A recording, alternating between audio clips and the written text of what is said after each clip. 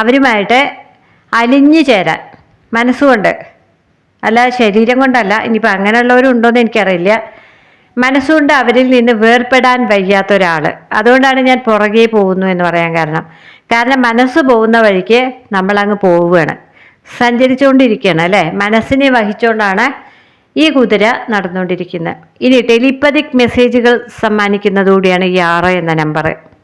അപ്പോൾ നിങ്ങൾ എന്ത് ചിന്തിക്കുന്നു എന്ന് അവരെ ചിലപ്പോഴെങ്കിലും മനസ്സിലാക്കി കൊടുക്കുന്ന നമ്പർ കൂടിയാണ് 6. അപ്പോൾ 8ഉം 6ഉം കഴിഞ്ഞു അല്ലേ. ഇനി അടുത്തത് വന്നിരിക്കുന്ന കിങ് കപ്പാണ്. ഇയാൾ നിങ്ങളെ അങ്ങ് മുഴുവനായിട്ട് സ്നേഹിക്കുന്നില്ലെന്ന് നിങ്ങൾക്ക് സംശയമാണ്. പുറത്തുനിന്ന് അകത്തേക്ക് നോക്കുകയാണ്. നിങ്ങൾക്ക് തന്നെ അവരെ അവിശ്വാസമാണ്. ഇത് സ്നേഹം തന്നെയാണോ അതോ കളിപ്പീരാണോ? ഇങ്ങനെ നിങ്ങൾ കൺഫ്യൂഷനിൽ ഇരിക്കുമ്പോഴാണ് ഇവരുടെ ഈ പെരുമാറ്റം ഉണ്ടാവുന്നത്. അവർ തരില്ല. സ്നേഹം കയ്യിലിങ്ങനെ വെച്ച് നിങ്ങളെ പരീക്ഷിച്ചു കൊണ്ടിരിക്കുന്ന ഒരു സ്വഭാവമാണ്. നിങ്ങൾ അടുക്കുവോ അകലുവോ, അവരെ സംശയിക്കുവോ, നിങ്ങളുടെ യഥാർത്ഥ സ്വഭാവം എന്താണ്? ഇതാണ് അവരും ചിന്തിക്കുന്നത്. അപ്പോൾ 2 വ്യക്തികൾ കണ്ടുമുട്ടുന്നു, പ്രണയിക്കുന്നു, ചിലപ്പോൾ ഫിസിക്കൽ ബന്ധം ഉണ്ടാവുന്നു. അതിനുശേഷം അവർക്ക് സംശയം തീരുന്നേ ഇല്ല. മരണം വരെ ഈ സംശയം അലട്ടിക്കൊണ്ടിരിക്കുന്ന ഒരു ബന്ധം കൂടിയാണ് പ്രണയം.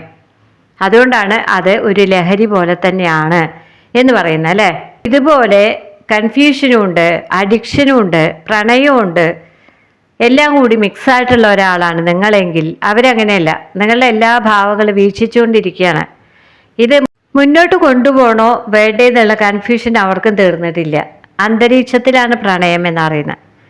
അപ്പം നമ്മളിങ്ങനെ നോക്കിക്കൊണ്ട് നിൽക്കുകയാണ്, എപ്പോഴെങ്കിലും അത് കിട്ടുമെന്ന് പറഞ്ഞ് അവർ കയ്യിൽ തന്നെ പിടിച്ചിരിക്കുകയാണ്. അങ്ങനെ നമുക്ക് തരാതെ സ്വന്തം കയ്യിൽ സൂക്ഷിക്കുന്ന ഒരു പ്രണയവുമായിട്ടാണ് കിങ് ഇരിക്കുന്നത്.